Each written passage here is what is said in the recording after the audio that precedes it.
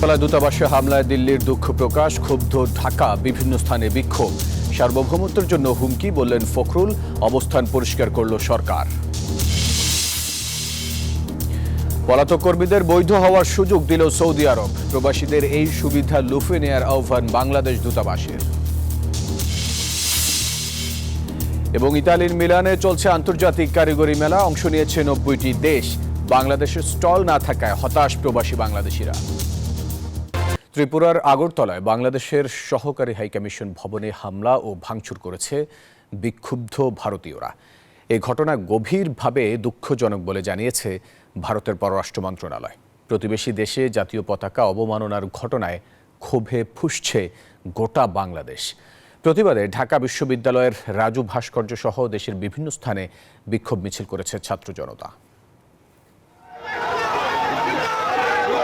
কথিত সংখ্যালঘু নির্যাতনের অভিযোগে সোমবার আগরতলার বাংলাদেশি সহকারী দূতাবাসে হামলা ভাঙচুর করেছে উগ্র ভারতীয়রা। এ সময় বাংলাদেশের লাল সবুজ পতাকা টেনে হিঁচড়ে ছিঁড়ে ফেলা হয়। ইসকনের সাবেক সদস্য চিন্ময় দাসকে গ্রেপ্তারের প্রতিবাদে কর্মসূচি দেয় হিন্দু সংগ্রাম স্মৃতি নামে সংগঠন। বিদেশের মাটিতে কূটনৈতিক ভবনে এমন পরিকল্পিত হামলার ঘটনা সচরাচর দেখা যায় না, যা 1961 সালের ভিয়েনা কনভেনশনের সরাসরি লঙ্ঘন।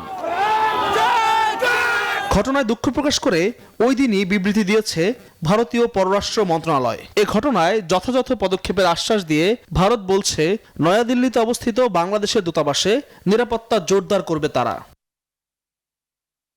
কূটনৈতিক ভবনে হামলার ঘটনায় ক্ষুব্ধ ঢাকা। একই সাথে ভিয়েনা কনভেনশন অনুযায়ী কূটনীতিকদের নিরাপত্তা নিশ্চিতের দাবিও জানায় বাংলাদেশ। এদিকে এই হামলার প্রতিবাদে ঢাকা বিশ্ববিদ্যালয়ের রাজু ভাস্কর্যে বিক্ষোভ কর্মসূচি পালন করেছে বৈষম্য বিরোধী ছাত্র আন্দোলন।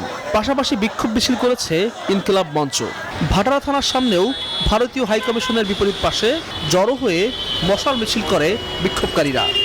ভিয়েনা চুক্তি লঙ্ঘন করেছেন, আমরা আপনাদের শান্তিকামী দেশসমূহকে সাথে নিয়ে আমরা ভারতের বিরুদ্ধে প্রতিবাদ গড়ে তুলব।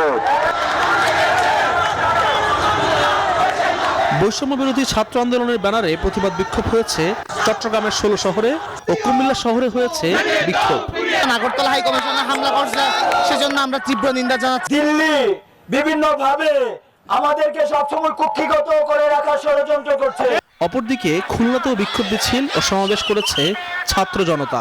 বিক্ষোভকারীরা খুলনার ভারতের সহকারী হাইকমিশন ঘেরাওয়ার চেষ্টা করে বাধার সম্মুখীন হয় সেনাবাহিনী ও পুলিশের। জোরদার করা হয় নিরাপত্তা। মোহাম্মদুল খান, নিউজ 24, ঢাকা। বাংলাদেশের শান্তিরক্ষী পাঠানো নিয়ে পশ্চিমবঙ্গের মুখ্যমন্ত্রী মমতা বন্দ্যোপাধ্যায় যে বক্তব্য দিয়েছেন তা বাংলাদেশের স্বাধীনতা ও সার্বভৌমত্বের জন্য হুমকি বলে মন্তব্য করেছেন বিএনপি মহাসচিব মির্জা ফখরুল ইসলাম আলমগীর। বাংলাদেশ নিয়ে এ ধরনের বক্তব্য প্রত্যাহারের দাবি জানিয়েছেন তিনি। সোমবার রাতে লন্ডন থেকে টেলিফোনে কথা বলেন বিএনপি মহাসচিব। যে চুক্তি করেছেন বাংলাদেশে শান্তি বাহিনী প্রেরণের, এটা সম্পূর্ণভাবে বাংলাদেশ স্বাধীনতা সার্বভৌমত্বের প্রতি একটি হুমকি স্বরূপ। এবং আমরা মনে করি এই বক্তব্যের মধ্য দিয়ে ভারতের নেতৃবর্গের যে দৃষ্টিভঙ্গি তা কিছুটা হলেও প্রকাশিত হয়েছে। বাংলাদেশ পরিস্থিতি নিয়ে একটি বিশেষ গোষ্ঠী আন্তর্জাতিকভাবে অপপ্রচার চালাচ্ছে বলে অভিযোগ করেছেন পররাষ্ট্র উপদেষ্টা তৌহিদ হোসেন। সোমবার দুপুরে ধর্মীয় সংখ্যালঘুদের নিয়ে অপপ্রচার ও বিভ্রান্তির বিষয়ে বিদেশি কূটনীতিকদের সঙ্গে বৈঠক শেষে পররাষ্ট্র উপদেষ্টা আরও বলেন, দেশের আইনশৃঙ্খলা পরিস্থিতি স্বাভাবিক রাখতে সরকার বদ্ধপরিকর, আর পারস্পরিক স্বার্থের ভিত্তিতে ভারতের সঙ্গে বাংলাদেশ স্বাভাবিক সম্পর্ক রাখতে চায় বলে মন্তব্য করেছেন পররাষ্ট্র উপদেষ্টা।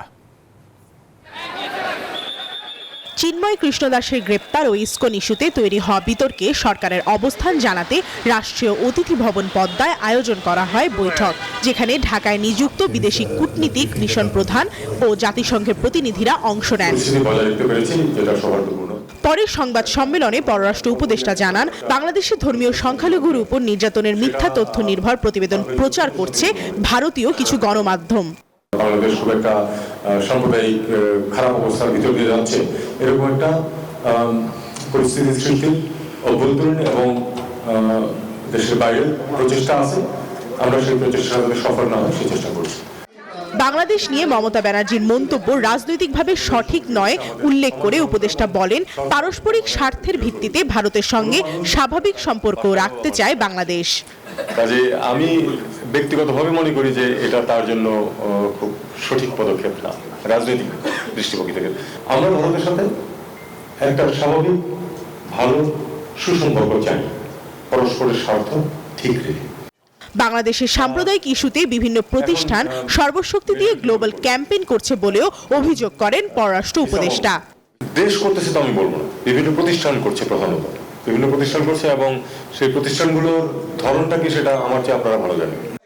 সরকার সাম্প্রদায়িক কোনো কিছু বরদাস্ত করবেন না বলে ব্রিফিংয়ে পরিষ্কার জানিয়ে দেন পররাষ্ট্র উপদেষ্টা তৌহিদ হোসেন।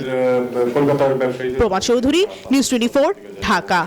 সৌদি আরবে অবস্থানরত হুরুব বা পলাতক কর্মীর তালিকায় অন্তর্ভুক্ত হওয়া প্রবাসীদের বৈধ হওয়ার সুযোগ দিয়েছে দেশটির সরকার। বিষয়টি নিশ্চিত করেছে রিয়াদে অবস্থিত বাংলাদেশ দূতাবাস। জানায়, সৌদি আরবের নানা কারণে কফিল বা স্পন্সর থেকে বিচ্ছিন্ন হয়ে যারা পলাতক কর্মীর তালিকায় অন্তর্ভুক্ত হয়েছেন তাদের বৈধ হওয়ার এটা সুবর্ণ সুযোগ। এই সুযোগ থাকবে আসছে 2025 সালের 29 জানুয়ারি পর্যন্ত। সৌদি আরবে অবস্থানরত প্রবাসীদের এই সুযোগ কাজে লাগানোর আহ্বান জানিয়েছে বাংলাদেশ দূতাবাস। বিশ্বের 90টি দেশের অংশগ্রহণে ইতালিতে শুরু হয়েছে আন্তর্জাতিক কারিগরি মেলা। ছোট বড় প্রায় 2800 স্টল নিয়ে এই মেলা চলবে 8 ডিসেম্বর পর্যন্ত। তবে বাংলাদেশের কোনো স্টল না থাকায় হতাশ প্রবাসী বাংলাদেশিরা। বিস্তারিত ডেস্ক রিপোর্টে। একটি দেশ ও একটি দেশের প্রধান পণ্য স্লোগানে ইতালির বাণিজ্যিক শহর মিলানে চলছে আন্তর্জাতিক কারিগরি মেলা। এতে অংশ নেয় ভারত, পাকিস্তান, নেপাল সহ বিশ্বের 90টি দেশের ছোট বড় প্রায় 2800টি স্টল। প্রতিটি দেশের কারিগরি পণ্য বিশ্বের কাছে তুলে ধরতে পার্শ্ববর্তী দেশ ভারত, পাকিস্তান, নেপাল ও ভিয়েতনামের স্টল দেখা গেলেও বাংলাদেশের কোনো স্টল না থাকায় হতাশ মেলায় ঘুরতে আসা প্রবাসী বাংলাদেশিরা। এখানে এসে বিভিন্ন দেশের আমি বিভিন্ন কালচার দেখতে পেলাম, এতে আমি খুবই বেশি আনন্দিত। সাথে সাথে আমি দুঃখিত আমি দেখতে পেলাম না আমাদের বাংলাদেশের একটি দেশের কালচার। আমাদের অনেক কালচারই দেখ বাকি ছিল, তার মধ্যে বাংলাদেশটা খুব আশা করছিলাম, আমি দেখতে পাইনি। এবারে মেলাকে 8 ভাগে ভাগ করেছে কমিটি, যার মধ্যে 4টি অংশ বরাদ্দ ছিল ইতালির জন্য। এসব স্টলে ইতালীয় পণ্যের প্রচার করে তারা, আর 2টি অংশে ছিল ইউরোপ ও দক্ষিণ আমেরিকার দেশগুলো। এছাড়াও বাকি 2 অংশের একটিতে ছিল এশিয়ার বিভিন্ন দেশ আর মধ্যপ্রাচ্যের দেশ Saudi Arab. Desk report, news 24। Saudi Bangladesh business and investors ফোরামের সহ-সভাপতি শেখ জাকির হোসেনের বাবা শেখ জাফর আহমেদের মৃত্যুতে শোকসভা ও দোয়া মাহফিল অনুষ্ঠিত হয়েছে। Saudi Bangladesh business and investors forum জেদ্দার উদ্যোগে আয়োজিত মিলাদ মাহফিলে সভাপতিত্ব করেন ফোরামের সভাপতি আলহাজ আব্দুর রহমান। এতে বক্তব্য রাখেন সংগঠনের প্রধান উপদেষ্টা AKM শাহজাহান সিরাজি, সংগঠনের পৃষ্ঠপোষক ইয়াসির মিয়া, বৃহত্তর নোয়াখালী সমিতির সভাপতি ওমর ফারুক চৌধুরী সহ আরও অনেকে। সভায় বক্তারা মরহুমের রুহের মাগফিরাত কামনা করে তার পরিবারের সদস্যদের প্রতি গভীর সমবেদনা প্রকাশ করেন। পরে সভা শেষে বিশেষ দোয়া ও মোনাজাত করা হয়।